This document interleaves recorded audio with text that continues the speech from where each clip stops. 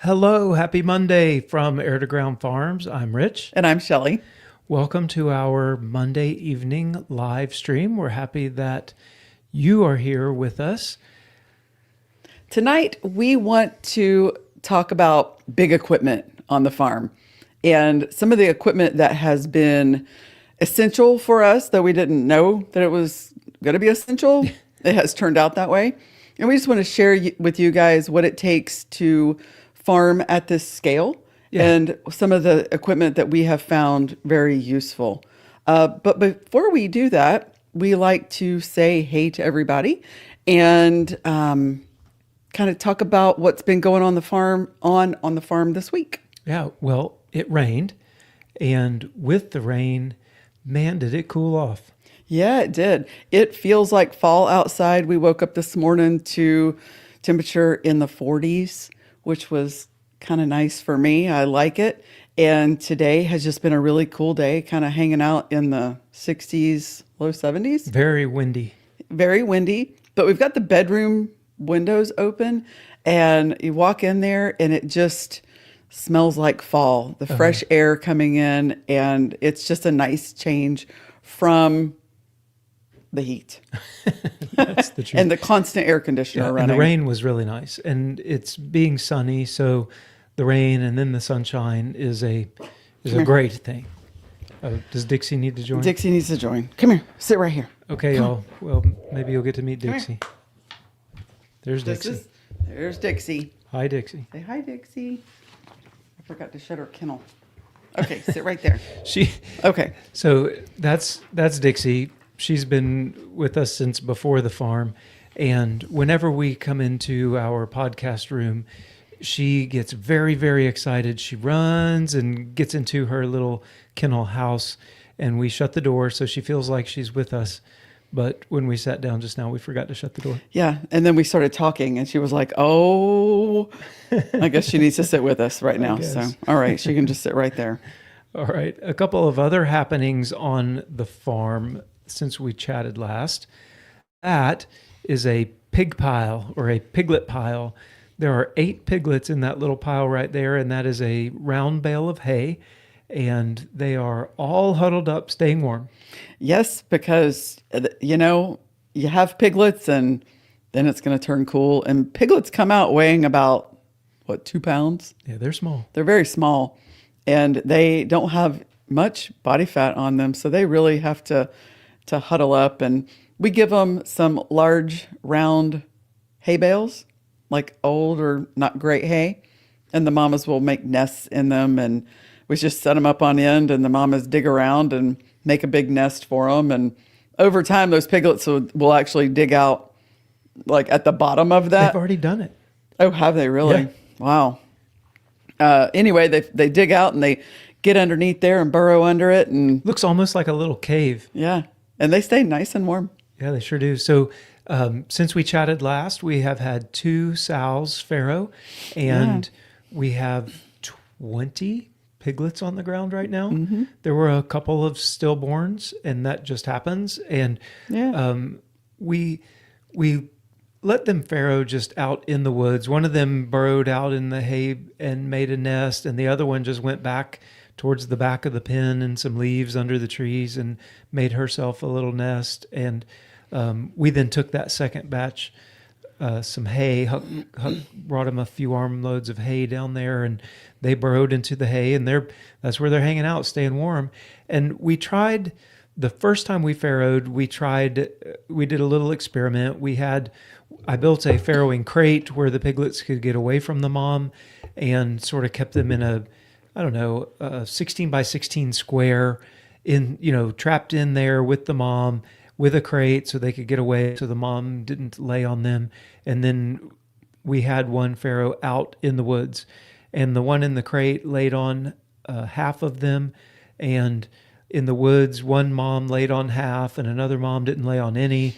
And so I didn't see any difference at all. Certainly not a significant difference to the amount of effort that it took to build the crate and keep them separate and do all of the things. So that first farrowing, we ended up losing about 50% of the piglets. The next farrowing, we lost about 30% of the piglets.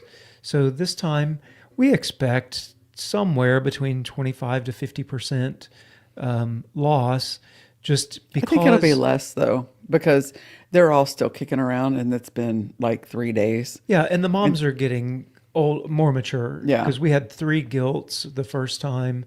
So this is their second farrowing. So what happens, also the piglets become more mobile and they can get out of the way when mom goes to lay down. They tend not to get underneath as they get a little bit more, a few more days on them, basically a little older, and they will not put themselves in the position to be squashed quite as often with each day that passes. Yeah. Commercial operations lock the moms in a crate where she can't turn around and she can't lay on the piglets. So she basically just lays there and eats and feeds them.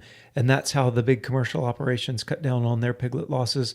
We think that that's basically animal torture, and we don't do that. So it gets a little chaotic, but we deal with whatever losses we have, and it just is what it is. Yeah, that's right. So one other thing that happened on the farm, there's a lot going on in this picture. It's probably hard to see. I zoomed way in to take the picture. So the tree is what it is. I'm not going to talk about that.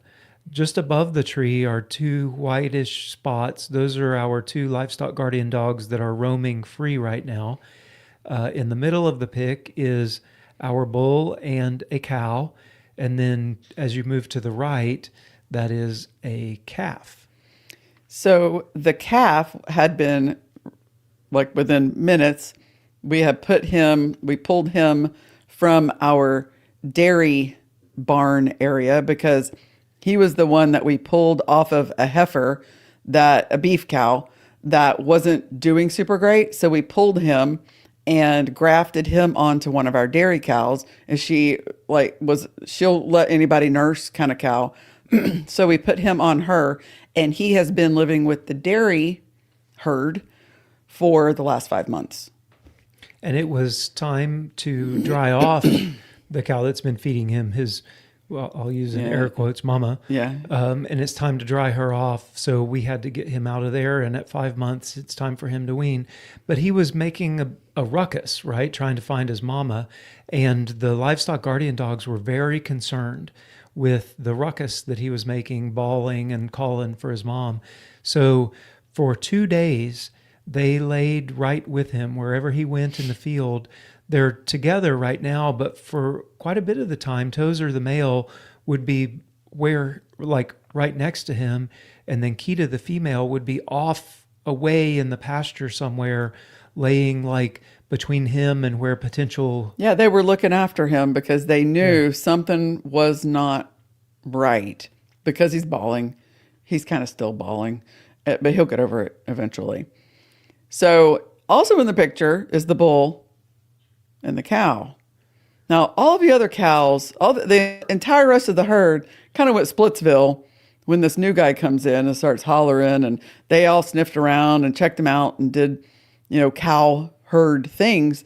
And then they kind of moved on and went about their business.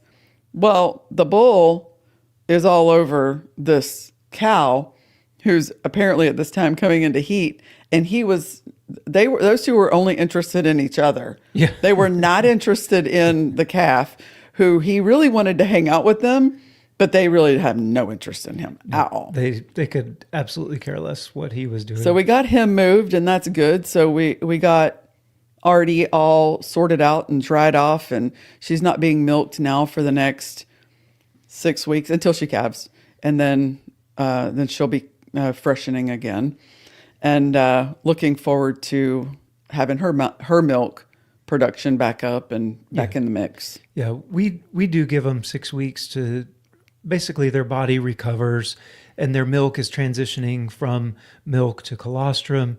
So it gives her a chance to really get back, body condition back. Her body now is only making a calf for this last 6 weeks. Right.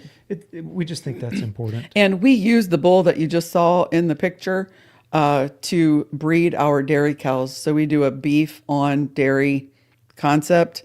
So whatever calf, hopefully a boy, because, we can raise it out and use it as beef quicker than you can even if you want to raise a heifer out. Anyway, she will be having probably a red one because no matter what, it seems like the Devon is dominant. Yeah, for sure. In the genetic pool. Yeah. So let's grab some hellos. We've got Susie Q. Martin with us. Hello from Northern Indiana, cooled down into the 60s. Phil is near us in Washburn, Missouri. Happy breezy Monday to you all. Hey, Phil. Susie says it is a happy Monday. We're celebrating a new great-granddaughter. Oh, congratulations. Yeah, congratulations. Congratulations. Really That's cool. Awesome. Homestead Jude says hello from West Virginia, y'all. Loved your pallet build for the rabbits. Oh, thank you. Yeah, we got a couple of questions about those pallets, actually. Where did they come from? Because they're such heavy-duty ones. His uncle actually works over in Oklahoma for a boat manufacturer. And he was able to get the pallets that the big outboard motors come on. So you think your 200, 250, 300 horsepower outboard motors. When they're shipped in these big boxes with these really heavy duty crates. And that's where the pallets came from. And he would collect them over time. They were burning them. They were literally burning them. And it was 2x6s and oak 4x4s. Right. Which is just a travesty. And so he was able to start collecting them. And since we have a farm, he was like, hey, could you guys use some pallets? And we're like, yeah, sure. Yeah, we can. And then we saw what they were. And we're like, all of them, all that we can get. Yeah. And we use them for everything around here. We've brought hundreds of them on the farm. We've used hundreds. We've probably got a couple hundred left. Yeah. So a huge addition. Huge asset. Man, are they helpful. Yeah. Phil says, congrats on the new addition. Hooligan says hello from Chris and Kira in Arkansas. Hi, guys. Hello. It's good seeing you. Mary says, hi, guys. Hi there. Carol Hampson says hello from Pennsylvania. Hi, Carol. Anna says hello from Lakeland in Florida. Florida Hey, in the Anna. house. Chris says hello. From Arkansas. Kim Markham, Shelly's mom, says good evening from mom and dad. It was in the 30s here this morning in the Smoky Mountains. Whoa. Headed 30s? south next week. Yeah, you'll be bet you ready are. if it's going to get that cold. I know. And my dad doesn't really care so much for the cold weather, so they'll be heading south soon. Yeah. Angels Homestead says hello from Western Oklahoma. Good evening. Got some highs from Marianne. Farmhand Huck says hello from the milk barn. Ah, Connie says hello from Fountain, Florida. Fountain, Florida. If you didn't know, we are originally from Okeechobee. Yep. Yeah. Old school Nana, my mom, says it is so astonishing to me how Kita and Tozer will always lay facing opposite directions so they can guard every direction. Isn't that so cool how they just seem to know? It is. It is. Isn't it? They're really fascinating to watch, those livestock guardian dogs, aren't Yeah. they? And people always have asked paying us attention. things like, how do they know where your property is? And we're like, I don't know. I don't know. Because it's And they- where we are, I think. Yeah, and they do tend to wander those breeds of dogs, but ours haven't wandered too very often. They're typically right here. And we live on a dirt county road, we're not at the highway. Yeah. But they tend to stay around where we are and where the animals are. Yep, for sure. Xana says, your dairy cow who lets anybody nurse, call her the every mama. Every mama, yes. Yeah, she is. Her name is Artie. We did that in a YouTube drawing. We already had Stella and a friend of mine from the Air Force through Artois into the hat, and that's the name that we pulled. So then we have Stella Artois.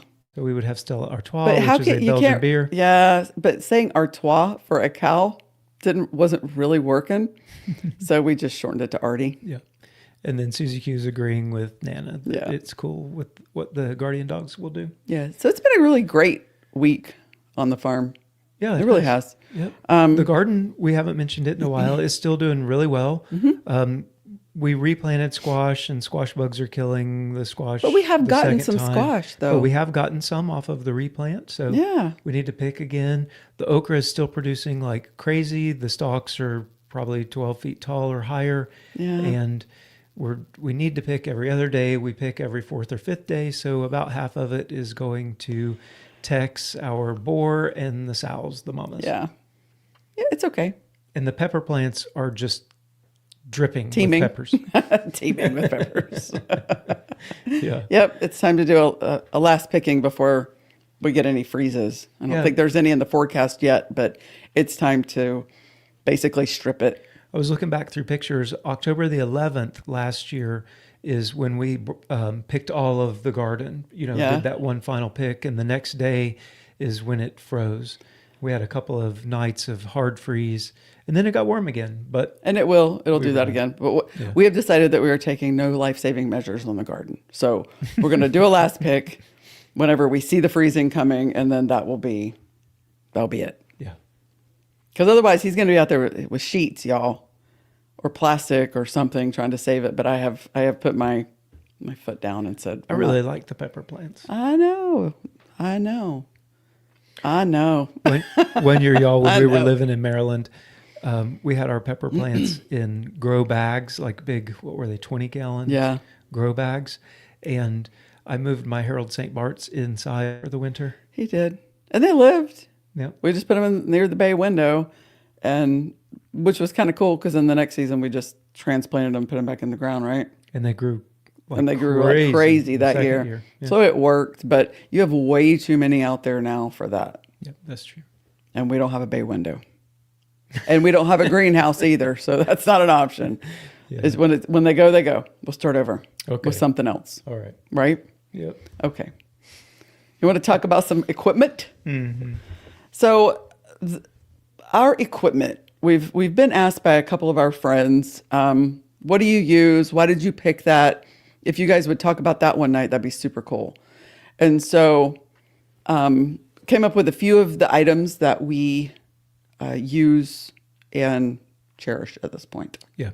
We knew with the size of the acreage that we have, when we first we bought 130 acres, and then shortly after that, we added 30 more. So we have 160 acres.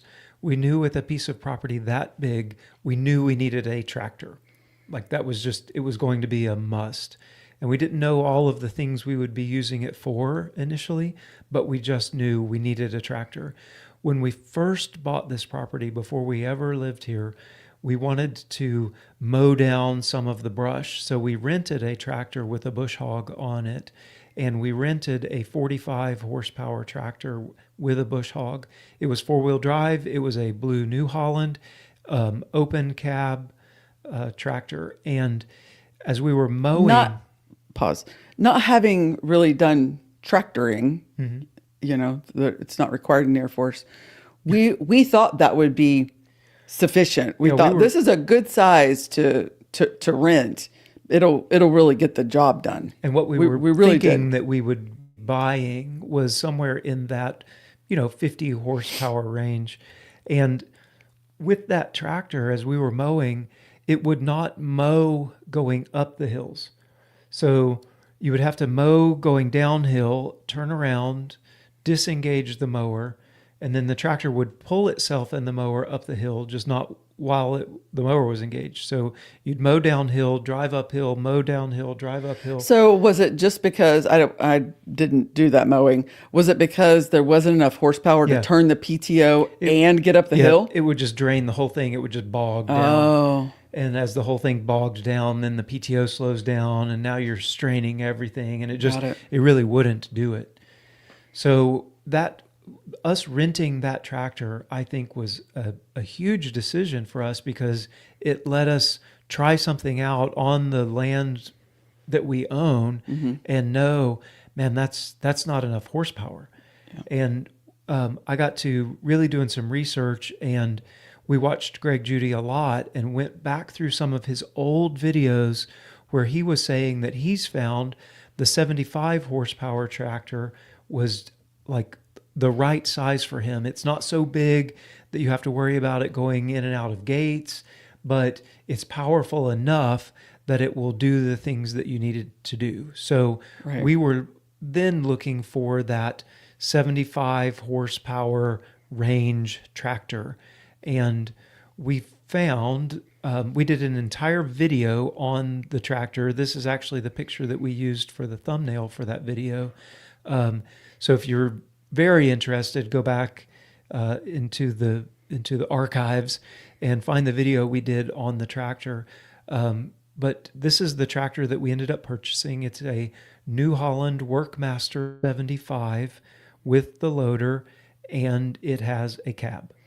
It does have a cab. And the reason, at first we were like, you don't need no cab, like it's not, other people we watched didn't have cabs. And then another thing that Greg Judy had mentioned, he is a regenerative rancher also in Missouri, and we followed him pretty extensively before we moved out here, and we're learning about how to regenerate pastures using animals. And so one of the things that he had mentioned was getting a cab. And the reason is because, number one, you want to enjoy what you're doing, right? You want to be able to want to still go do it even in all weather conditions. So super, super hot, you have some air conditioner, and super, super cold. Whenever you're out there and it's 20 degrees and the wind is blowing and you still have to be on it moving hay around because that's when you do that kind of thing, then you don't want your life to suck.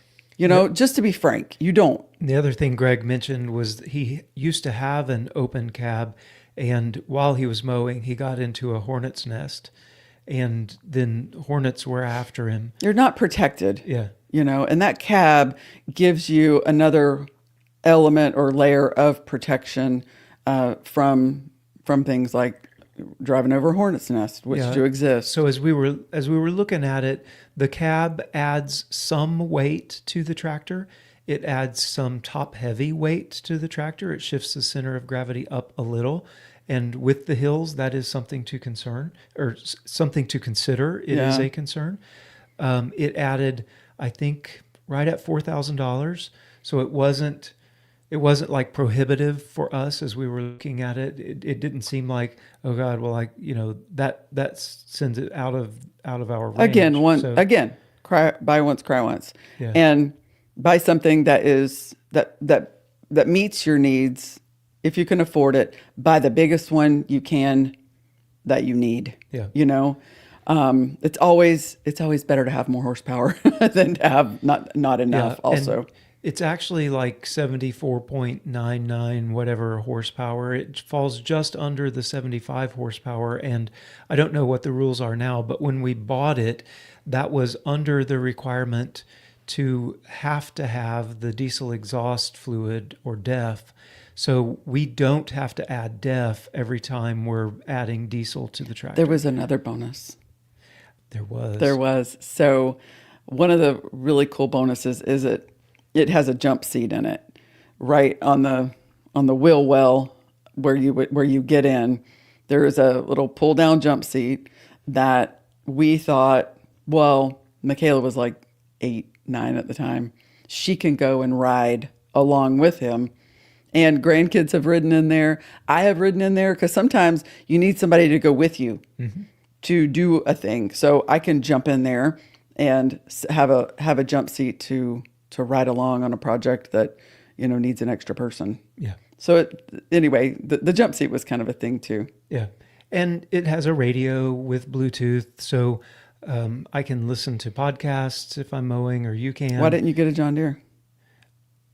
Because they didn't have any. It was right during all of the mess with COVID, 2021. We go to buy a tractor. Orange Tractors were like, no, they wouldn't even tell us when or if they could even get one. He wouldn't even take my name to call me when he could. When he knew when he would get them. He wouldn't even take my name. The green tractors were like, well, we think we can get you one in like maybe 6 months. Maybe.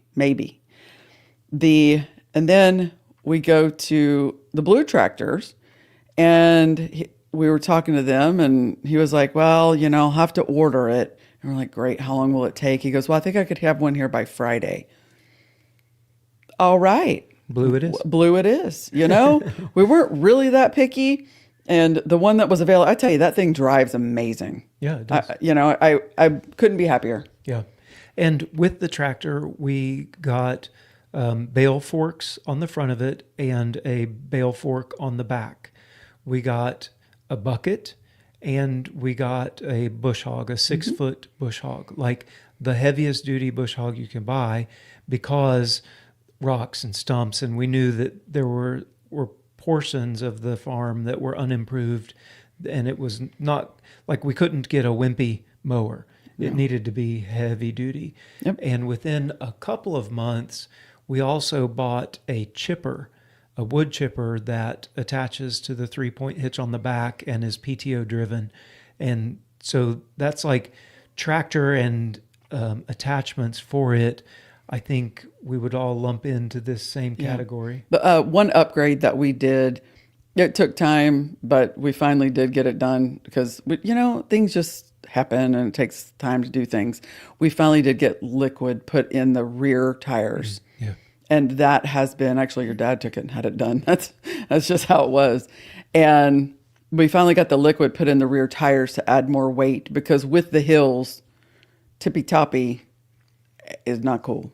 Yeah, I've almost tipped it multiple times, and the adrenaline rush that you get from almost tipping over a tractor is not an enjoyable adrenaline rush. Like Right. That's something to avoid if at all possible. And I have not gotten tippy with it since we put it's the been fluid huge in the back tires. So if you are in the hills and you have a tractor and you don't have that already, get some liquid put in. Don't put water though. We did. We didn't do that. A guy we know did. A guy that we bought hay from came here from Louisiana, and in Louisiana they put just water. Way down south they just used water in the back tires, and he did that here, and his tires froze, and he couldn't use his tractor until it thawed, and it was like this whole big deal. So, you use some type of anti-freeze, glycol or something. Fluid. Yeah. So that kind of covers the tractor, and it has worked for us. Sure, the feed, and that's what we do with it. Unloading feed bags, obviously dealing with big round bales of hay, pallets of feed. Honestly, every manner of lifting something up that can be done. Good grief. Yeah. We've lifted so many things. Yep.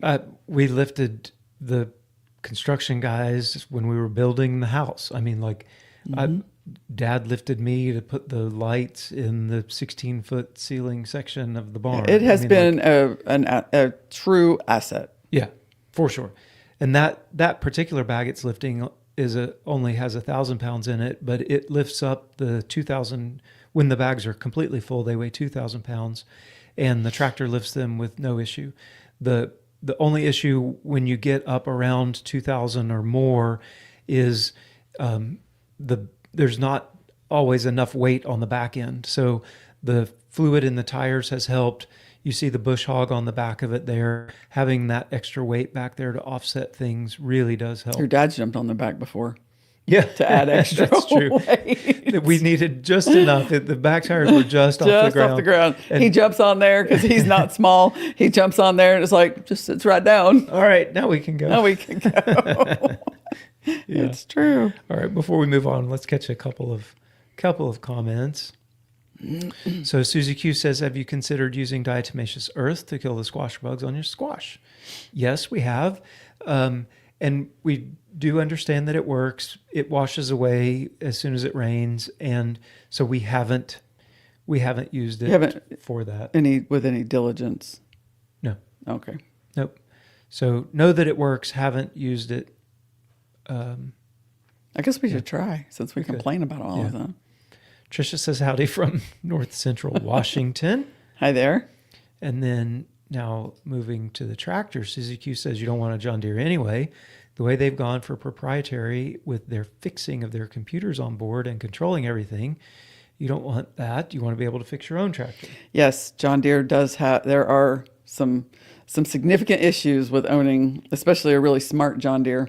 They own their software and a lot of the other things on there. And in order to have it fixed, you have to take it to them, or they have to come to you, and that can be very problematic. It's been a big issue, especially with the farmers, Combines that are the big guys. harvesting, because harvesting has to happen at a specific time, and if you need your oil filter changed, Mid-harvest.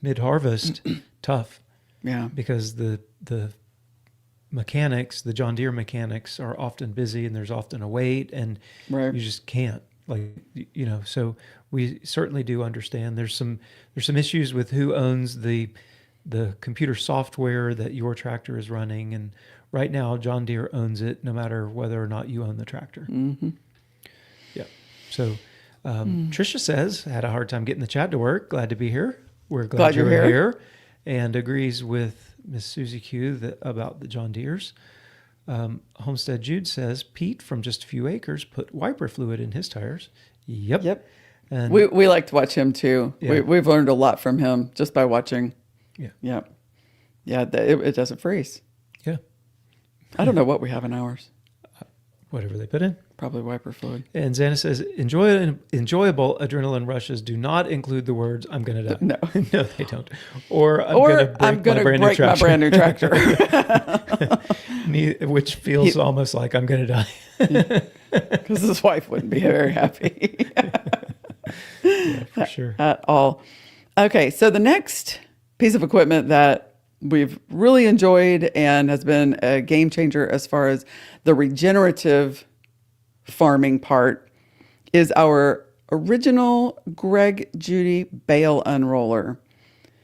And that little trailer, we can hook up to the back end of a side-by-side and put that hay on there and drag and unroll it whichever direction we choose into whatever part of the property we want, and target an area with spread out cow manure, because the cows are going to be more spread out when they eat.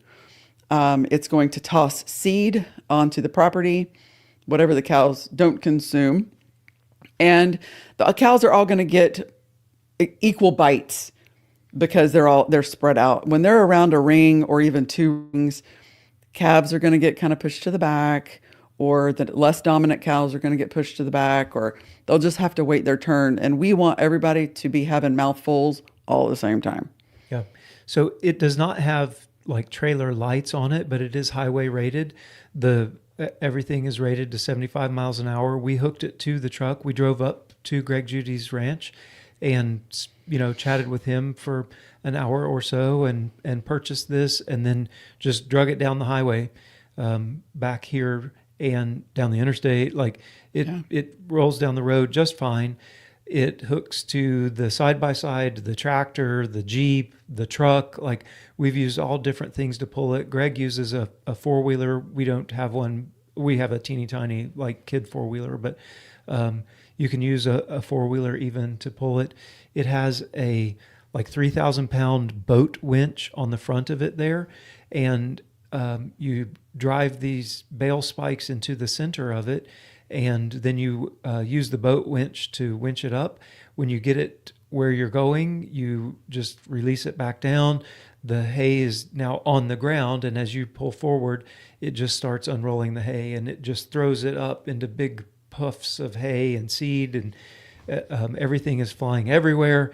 And then when the hay is off, you just reel it back up, and off you go. People used to come to dinner bells. Well, those cows know. They hear us clanking, clack, clack, clack, clack, clack, and backing up to that bale unroller, and the chains going off, and pounding the spikes in if it's required, and they just go to hollering. That's like their dinner bell. They know. They know.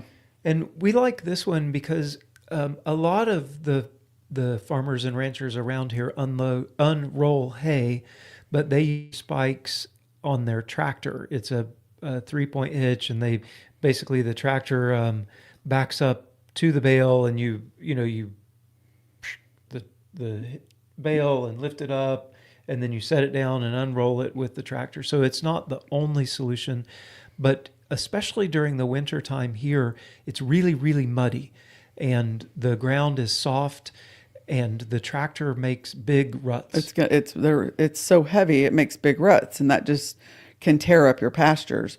But if you're using a lighter weight side by side, then you're driving all over the pasture and it doesn't even know you were there. Right. So it's better on the grass. For us, we believe that it's better. It doesn't rut up the pastures when we're unrolling things. Right. Yeah. So it has been it's a small thing. It's not really a huge piece of equipment. It's really more like an implement, but it's one of our essential pieces. Yeah. And like we didn't list it as one, but while we're there, the side-by-side itself is definitely Oh gosh, that's true. a piece of equipment that we use multiple times every single day. Yes. So of the equipment we're talking about, we use a lot of it a lot of the time.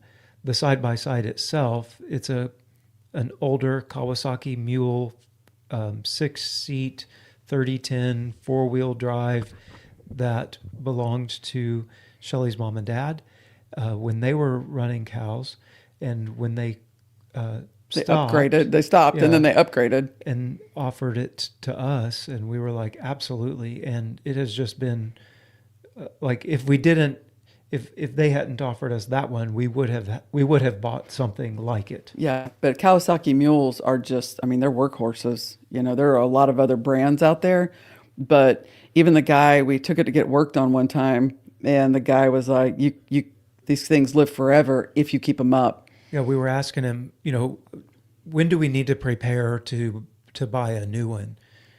And he was like, you don't. These engines run forever. You just need to keep it up.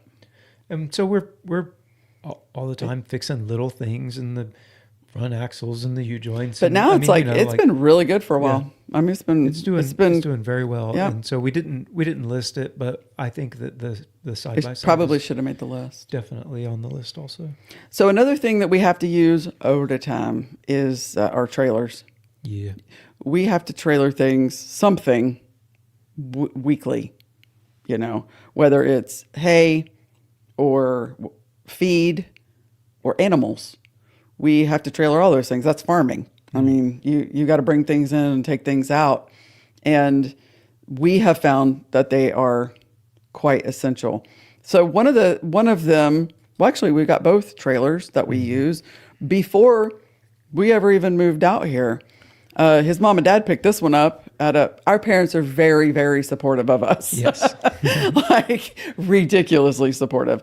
So they picked up this little trailer at an auction, and when they're out in Oklahoma, and we were able to get our hands on it, and it has been a huge asset.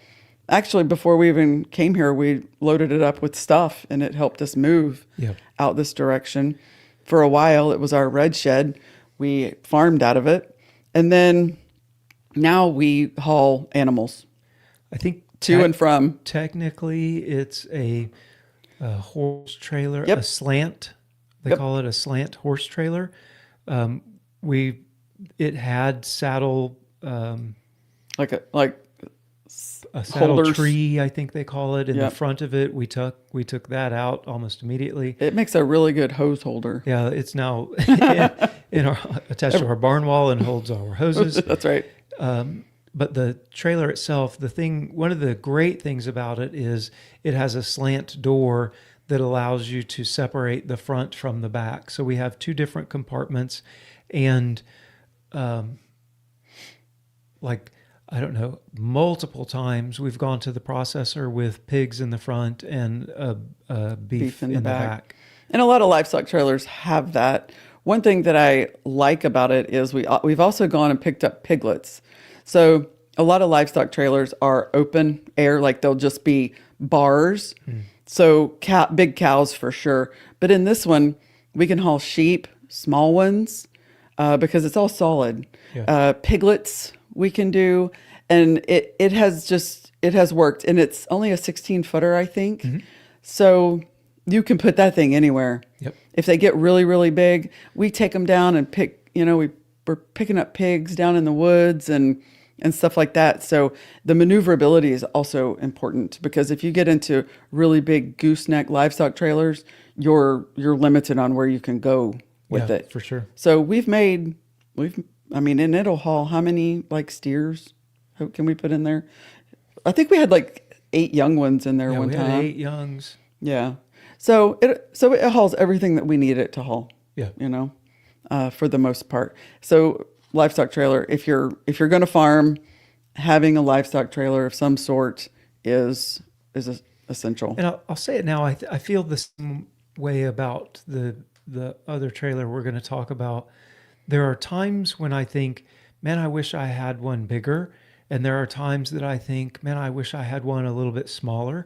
So that makes me believe that we probably got about the right size. Oh, yeah. Okay. There's times when you need to move 2 lambs. Yeah. And man, if I just had something little that I could hook to the side by side, that'd be great. And then we borrowed a neighbor's long gooseneck trailer when we had to go get like 12 full-grown cows. That's right. So there have been times on both ends of things where I've wished, but it's a not very different size often. would be nice. But it hadn't been very often. I think that means that it's probably just about perfect. Yep. Yeah.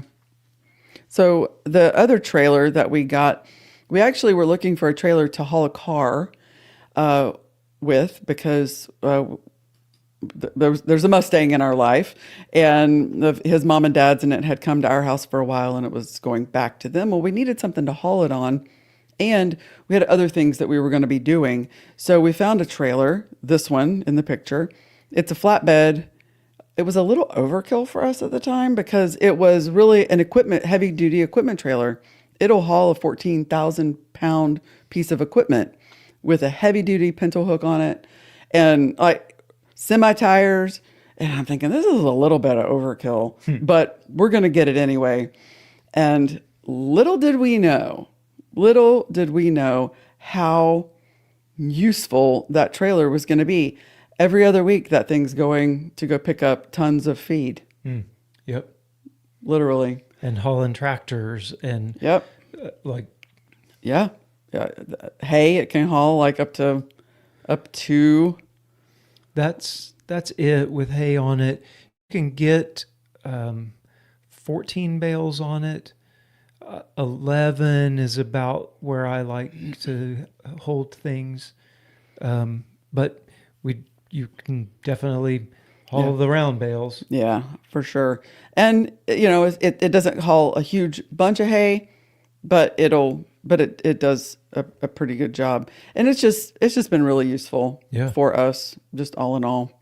And we recommend any kind of flatbed style equipment trailer. And same thing with this. There are times when it's like, well, I need to haul a lawnmower, and that's just total overkill. That's true. And there are times when it's like, man, I really wish I could get some more hay each trip. And I mostly wish that it was a deck over.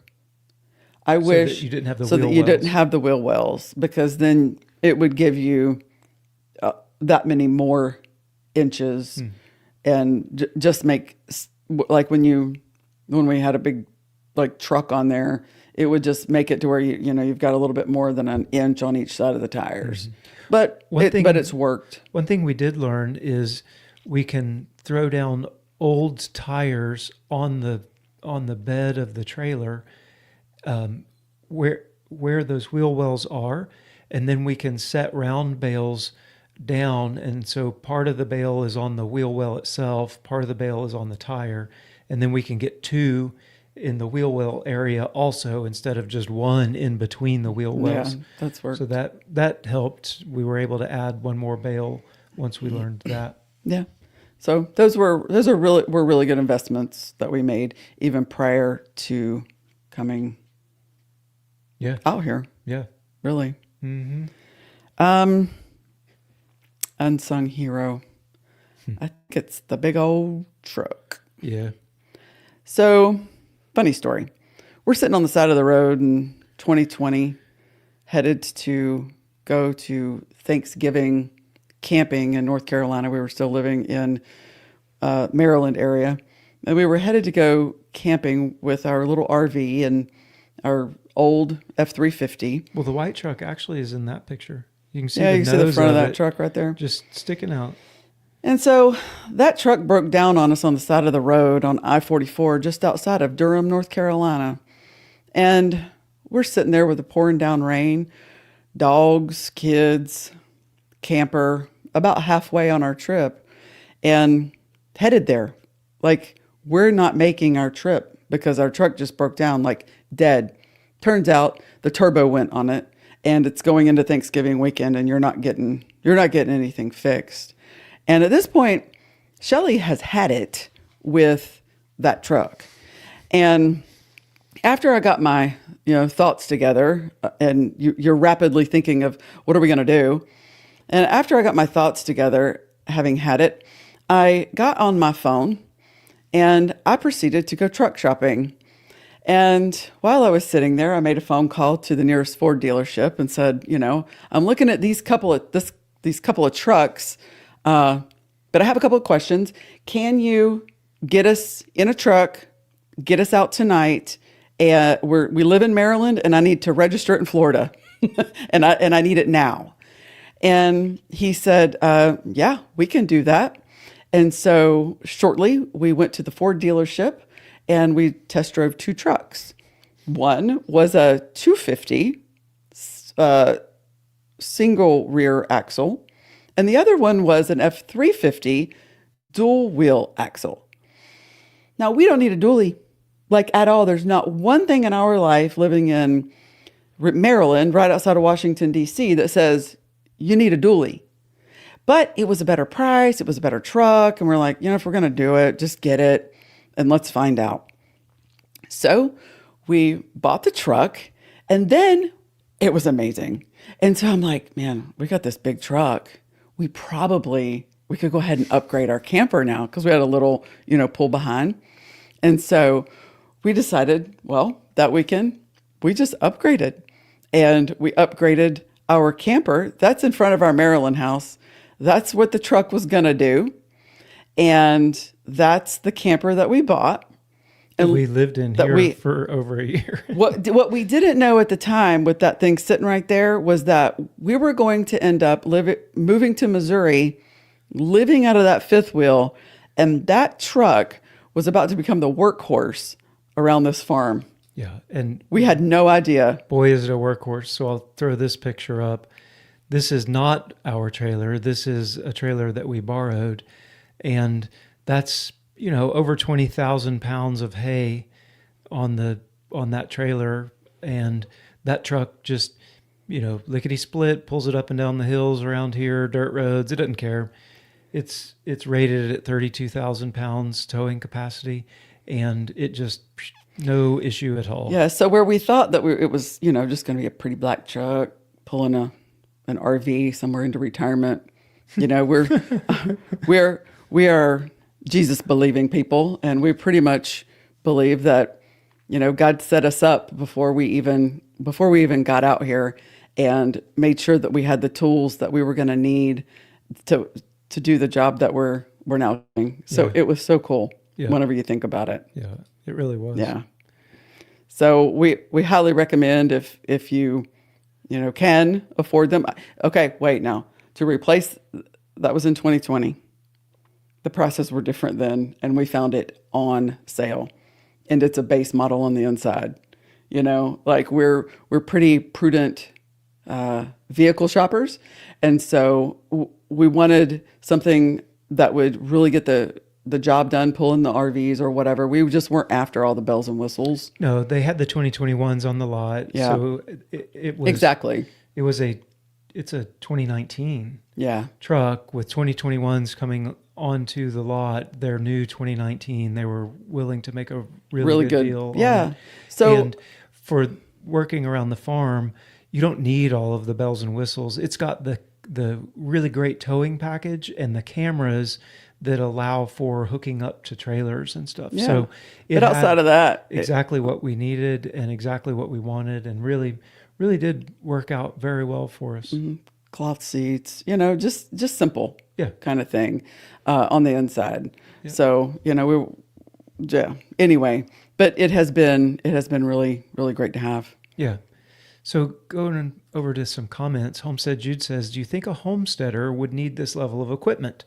If yes, what would be the bare minimum? So pricey. Well, that's, segment 6 is scale matters.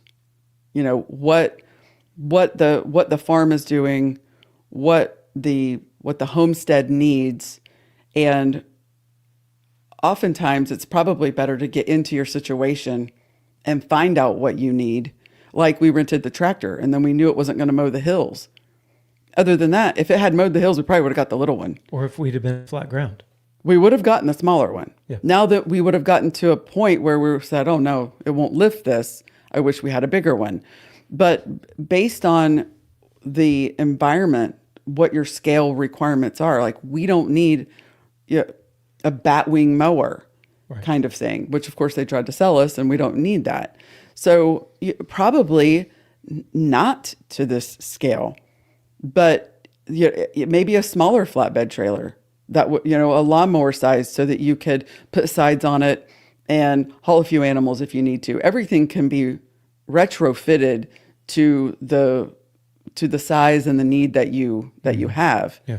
Right. Yep. And honestly, if you could find one trailer that's multi-use, that would be money. Yeah. And then Trisha in reply said, I'm a homesteader and I don't have a tractor, but I do have a livestock trailer. Right. So I think your context really does matter for us. And that's why we wanted to go through these with you. For us, with 160 acres and all of the things that we're doing with the farm, we feel like this is the right level for us. Mm-hmm. If we had 5 acres, the stuff that we have would be like total overkill. But if we had 1,000, I'd want a couple more tractors. Oh my gosh, we'd have to have Right. so much more equipment. Right. So for the level that we farm and the things that we need to do, Yeah. then this small, medium small level works. Yeah. And then Trisha says, I'd love to have a flatbed trailer too. Yeah, they're so useful. I mean, from everything from hauling your lawnmower, going and picking up a refrigerator. Well, we used ours to go pick up 4 freezers. I almost put that picture in. The freezers? Yeah, we had 4 freezers lined up. Yeah. Because whenever you farm and you go from, the farm to the consumer, you got to have cold storage too. Yeah. And freezers are another thing that we are now that you don't ever have enough cold space. Yeah. we could use another freezer or two. Always. Yeah. Trisha says, my 1-ton old Chevy just fainted looking at that load of hay. Yeah. It's quite the load. That was a load. That one, hay is one of the most dangerous things to haul down the road. I actually lost a bale one day and just it flew off the trailer. It was strapped down even. Like you see so many people around here, especially just driving around, their hay is not strapped down at all. And that makes me so nervous. Yeah. Mine was strapped down, and coming across a bridge, there was a little bump, and one of the bales just sailed off of the trailer into the oncoming traffic lane. No one was there, and it hit the guardrail and exploded. Praise the Lord, no one was there. It like hauling hay is definitely something like I don't take it lightly at all. Mm-mm. I didn't, and now I really don't. Yeah. After that. So yeah, for sure. Yeah. Miss Susie Q says, God is good. He encourages us to do things we don't even know why at the time, but it all worked out. It did. Yes. And then Carol asks you specifically, Shell, do you feel intimidated trying to drive any of these oversized machines? No. I have not pulled that big load of hay before. No. No, I don't think so. No, I drive all of them. I grew up in a world where I was taught drive things and not to be intimidated and fearful of it. If I don't know how, he's a very good teacher, and he shows me how to do it, like on the tractor, which is really pretty easy to drive. But no, not really intimidated. And she drives a tractor, she mows, she pulls the trailers with the truck. Like, Yeah. it's not. I know I keep saying but it's not that. It's not like an exclusive Now, equipment I'm not the best. relationship. I'm not the best at backing up when it comes to trailers. I can back up all of them, but like putting it in really nitnoid specific spots, which we have to do often, he's amazing at that. He learned how to do it at a very young age, and he can put those trailers right where I tell him to put them. So we're a very good team when it comes to that. I can like marshal him in to a spot that, maybe someone else couldn't even begin to get into. One of the things we didn't mention about that original Greg Judy bale unroller is that is the hardest thing I have ever tried to back up as far as a trailer goes. It is the shortest little thing, and it's hard to back up. I can back that up. Yeah. Yeah. Anyway, But that's it's a hard one. Yeah. Yes. And then Homestead Jude says, I love you said, buy once, cry once. Always get more than you need because you'll probably need it someday. Saves money in the long term. Yeah.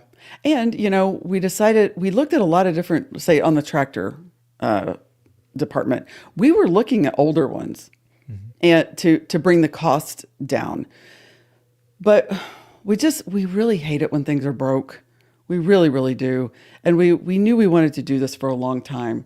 And so getting a new one made sense so that it would have hopefully the same longevity as we do.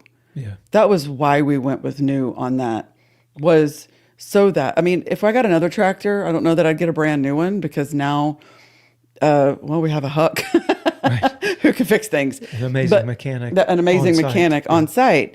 And so I probably would get would get a used one. But see, you just never know what people have done with them. Mm-hmm. It's kind of like getting a used side by side. Somebody's probably running off in the water, It's kind of thing, or four wheeler. Yeah. So, that, but anyway, Yeah. Susie Q asks, not unrelated, how did your daughter like England and her sister? oh my gosh, she had a fantastic time. Went to Germany and did a lot of hanging out in Cambridge, and just had a fantastic time. Her sisters are very, very good at spoiling her. Yeah, they are. Not really spoiling, but they really love her a lot, and they treat her really, really well. And they want her to experience things, and they share their life with her. And it's really super cool. Yeah. It really is. Yep. She's a little spoiled. I don't think she's spoiled. No, because it hasn't actually made her have a worse personality. Like, she appreciates all the things. Yeah. Yeah. Mare mentions, Mom told me once I drove a standard transmission. I'd never want to go back. I miss driving a stick shift. Yeah. We were taught at young ages how to drive, and it's been huge. Life skills and experiences are far more important than a lot of other education. Yeah, that's true. For me. Anyway. Hey, well, that pretty much covers our big Were there like wrap up no comments? big list of key takeaways. Start small, scale smart. We were just talking about that. Get something that you think will work, and then scale accordingly if that's what you're aiming for. Invest in reliability. That's kind of getting the new tractor, buying a truck or a trailer that you believe will be reliable, because being on the side of the road broken down is no fun. Especially in this line of work, there's a lot of difference in pulling a trailer up and down the interstate and pulling a trailer down the dirt roads, through the ditches, farm life. Like a farm is very hard on equipment. Yeah. And you certainly, in my opinion, you certainly don't want to buy something that is light or flimsy or, breakable. Yeah. Like, if it's breakable on the farm, it's going to break. Yeah. And every piece of equipment needs to earn its keep. Yeah. I mean, it needs to be efficient and hopefully provide soil health at the end of the day. We haven't used that chipper as much as I would like. That's the one thing I think out of everything that we've talked about. But I think that's coming. We haven't used as much as I'd like, but Yep. we know that it's coming. Yep. And I think it will earn its keep. Probably it'll backdate Yeah, its keep. it sure will. It sure will. Yeah. Well, this has been fun. Thank you guys all for coming and hanging out with us again tonight. And we look forward to seeing you again next Monday right here, 6 p.m. Absolutely. 6 p.m. Central. And until next time, until next week, bye, y'all. Bye.